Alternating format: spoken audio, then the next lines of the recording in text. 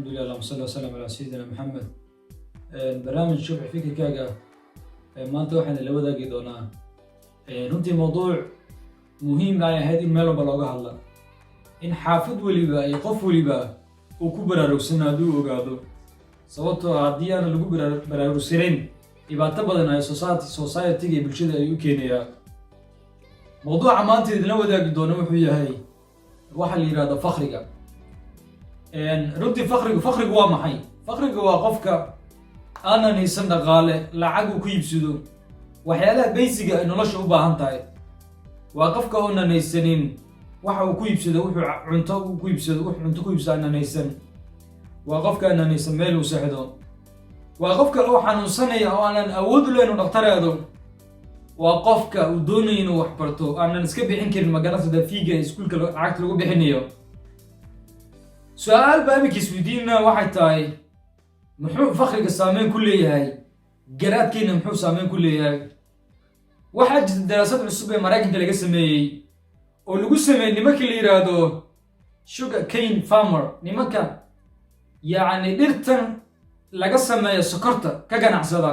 ama soo sameeya ama soo saara ama beeraleyda beeraleydan waxay sameeyaan 6 bilood bay wax abuurtaan 6 biloodna wax ma abuurtaan, which means 6 biloodna waxbay helaan lacag bay haystaan 6 biloodna waa faqri wax ma haystaan. dabeetana waxaa la tijaabiyey niman waxbaarayaal daraasad sameynayay ay wixii daraasad ku sameeyeen IQ-googa awoodda caqliga ay leeyihiin xilliga ay wax haystaan 6 bilood ay wax soo abuurinayeen iyo xilli 6 bilood oo kaleeto ay faqriga yihiin ayna waxba haysanin. laakiin waxa ka soo baxay daraasad cajiib ah ka soo baxday, yani arrin cajiib ah ka soo baxay 6 bil ay wax haysteen يعني garaadkooda IQ-gooda uu ka sareeyay 6 bil ayna waxba haysanin. يعني 6 bilood faqriga ay ahaayeen waxba haysanin IQ-gooda uu ka hooseeyay awoodda garaadkooda caqliga uu ka hooseeyay 6 bilood ma garanaysaa ay wax haysteen. يعني waxaan arkaysaa saameynta ku leeyahay garaadkeena ku leeyahay. sidoo kale American Psychological Association waxay leeyihiin caruurta ku barbaarta يعني low income ama dhaqaale xumo ama dhaqaale darri ku barbaarta waxay qatar ugu jiraan inay helaan wax la yiraahdo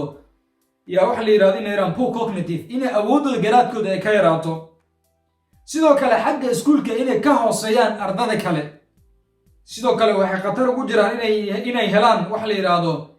intellectual development, in awoodda garaadkooda yani horumarka inay hoos u dhac ku timaado. sidoo kale American Psychological waxay leedahay qofka markuu faqri yahay waxay qatar ugu jiraan qofka inuu magarasa behaviorkiisa ama dhaqanka u dhaqmayo inuu ka bedelaado, qofka inuu depression ku dhaco, qofka magarasa inuu welwel ku dhaco, qofka waxa laga yaabaa inuu magarasa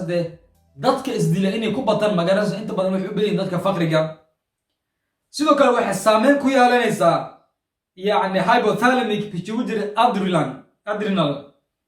waxay sidoo kale maskaxda qaybta qaabilsan language centerka ay saameyn ku yeelanaysaa يعني فقرك قفك وهايو. sidoo kale qaybta magaransa go'aanka gaaraysa qofka faqriga wuxuu magaransa u nugul yahay inuu noqdo magaransa dadka la yiraahdo abuse-ka noqda. dadka qofka faqriga markuu ku barbaaro waxa laga yaabaa noloshiisa ku dhamaato ama uu arkaba inuu weligii faqri noqonayo una ku baraarugsanay inuu faqrigu maalmaha kamid ka bixi doono. sidoo kale daraasado fara badan waxay caddeynayaan faqriga iyo dembiyada noocyadiisa kala duwan sida dhaca, xatooyada, dilka, kufsiga, yani drug dealerka, waxa oo dhan xiriir baa ka dhaxeeya faqriga. yani meel walba meesha kale intay ka faqri badan tahay way ka dembi badan tahay. maanta waxaan aragnaa wadamo badan waxaa jira 30-40 sano ku dhawaad ka badan ay ka jirto dagaallo iyo dhac iyo dil iyo qofka magarasa aan wax ixtiraam nafta bini'aadamka loo qabin. waxa arkay at the same time yani wadamada waxa ku badan faqriga aad ugu badan yahay magaranaysa. sidoo kale waxa arkaysaa wadamada faqriga ku badan yahay wadamada nimankan wax qarxiya ama al-shabaab haday tahay ama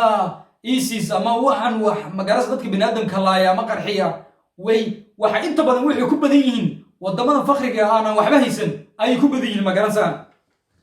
sidoo kale daraasado fara badan laga sameeyay yani Canada, UK, Sweden iyo meelo kamid ah Yurub xaafadaha waliba xaafadaha yani ana waxa haysan saboolka way ka dembi badan yihiin dembiyada noocyadiisa kala duwan xaafadaha dadka wax haysta ay degan yihiin sababtoo ah qofkani markuu waxba haysanin uunan yani way adagtaa magarasa inaad ka amaanesho sidoo kale waxay sameeyeen wadamadan reer galbeedka waxay sameeyeen yani at least qofka inuu helo maalintii ugu yaraan hal meel uu wax ka cuni karayo oo bilaash ah sidoo kale waxay sameeyeen meelo magaalada dadka aana meel ay seexdaan heese loogu talagalay ay seexdaan ugu yaraan yani habeenkii uu seexanaya aroortiina uu ka baxayaa habeenkii uu soo noqonayaa okay faqriga muxuu ummadda saameyn ku leeyahay muxuu society-ga ka dhigaa faqriga ummadda wuxuu ka dhigaa ummad bilaa sharaf ah ana wax cizad iyo midna karaama aan lahayn faqriga wuxuu ka dhigaa wuxuu soo saaraa ummad bilaa damiir ah oo aanan jirin wax allaali waxay ka naxayaan iyo wax allaali waxay doonayaan ay jirin wax aanan ka naxayaan waayo maanta waxaan aragnaa dad fara badan oo sheeganaya inay magarasa odayaal yihiin inay xildhibaano yihiin inay wasiirro yihiin haddana aanaa wax allaali waxay ka naxayan jireen iibsanaya dhulkooda iibinaya weliba ku iibinaya wax yaroo aanaa waxba ahayn ku iibinaya magarasa ayaad arkaysaa maanta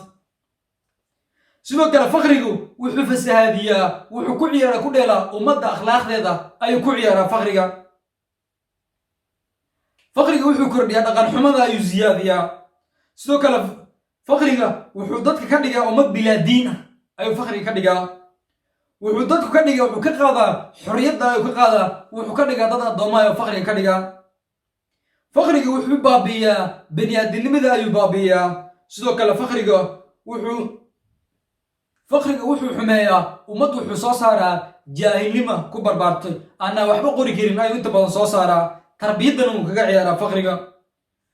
wuxuu kordhiyaa cudurrada weliba noocyada kala duwan faafa ayuu kordhiyaa iminka su-aal baan isweydiinaynaa oo ah islaamku talow muxuu faqrigu ka leeyahay faqriga miyuu necab yahay ilaahay waxaanu ognahay oo aayado kala duwan inoo sheegay inay tahay wax laysku caayo ilaahay wuxuu inoo sheegay in allaha faqiirun wa naxnu aghniya dadkaan ilaahay aaminsan ay waxay leeyihin ilaahay wax ma haysto waa mid xayraan oo wax ma haysto faqiir weeyaan yani ilaahay wuxuu inoo sheegaya faqriga inuu yahay waxaanaan fiicneen oo laysku caayo laysku aflagaadeeyo sidoo kale waxaa jirtay nebiga ayaa berigii maka u jooga waxaa yimid nin ka mid a qorayshka ayaa yimid wuxuu ku yidhi waan garanayaa wuxuu ku dayay nebiga sala allahu alay wasalam wuxuu isku dayay inuu islaamka u yeero u sheego laakiin haddana waxaa jirta magaranaysaa ninkii uu ka diiday markuu uu ka diiday nebigu wuxuu yidhi waan garanayaa ayuu yidhi waxyaalaha kaa hortaagan inaad diinta islaamka aad gasho waxaa isleedahay muslimiintu waa faqiirin wax ma haystaan laakiin xilli waxaa imanaysa yacni muslimiintu magaranaysaa dee dahabka iyo dhaqaalaha iyo wax walba meel ay kala geeyeen cid qaadata la waayo ay iman doontaa sidoo kale islaamku waxaan ognahay 5 tiir oo islaamka waxaa ka mid ah 2 tiir oo dhaqaale ku xiran aan dhaqaale la'aantu aan shaqayn karin ma shaqayn doonto qiyaamo markaad timaado lagama yeelayo rabbi waxaan nahaa faqiir baan nahaa waa inuu qofku ku dayo waa inuu isku dayo la yimaada caqli uu kaga bixi lahaa 2 rukni ee islaamka waxaa ka mid ah qofku inuu xajka aado iyo qofku inuu sakada bixiyo waa laba rukni ee ku xiran dhaqaale qofku marka waa inuu dhaqaale haystaa sida tiirarka islaamka uu dhammaan u fuliyo sidoo kale waxaa jira yani qur-aanku waxaa lagu sheegay kelimadda faqiir 14 jeer laakiin kelimadda qofka taajirka ama yani qaninimada waxaa lagu sheegay in ka badan 50 jeer baa qur-aanka lagu sheegay waxaad arkaysaa muhiimadda ay leedahay yani qaar ka mid a salafiyiinta qaar ka mid a magaranaysa culimmadii salafka waxay yidhaahdaan fakrigu wuxuu khatar ku yahay caqiiqadida ayuu ku jiraa waddanka meeshuu fakri yimaadana problem oo dhan baa yimid nebiga sal allahu alay wasalam wuxuu leeyahay fakriga wuxuu ku sigtay inuu ahaado magaranaysa dee gaalnimo inuu noqdo magaranaysa dee sidaa daraaddeed ilaahay ama diinta wuxuuna baray nebiga wuxuuna baray يعني دعوين فربضان لقد دعيستو وليه اللهم إني أعوذ بك من الكفر والفخر إله قال لي ما كان ما قال يا فقير لي ما كان ما قال لي يا نار يعني كان ما قال لي اللهم إني أسألك الهدى والتقى والعفاف والغنى إله هو ذاك ودي سنيا إن هدى يا تقى يا نور سنان يا أبو ودي سنة غني نما كودي سنيا إلهي وعنقنا وحنوب الإسلام وحنوب إن ما جلست تقفك وشقايسته أي تاني نوع كمية العبادة ده مشكلتك وين مجرته qofku aanan haysan wuxuu cuno iyo wuxuu cabo iyo meel aan u seexdo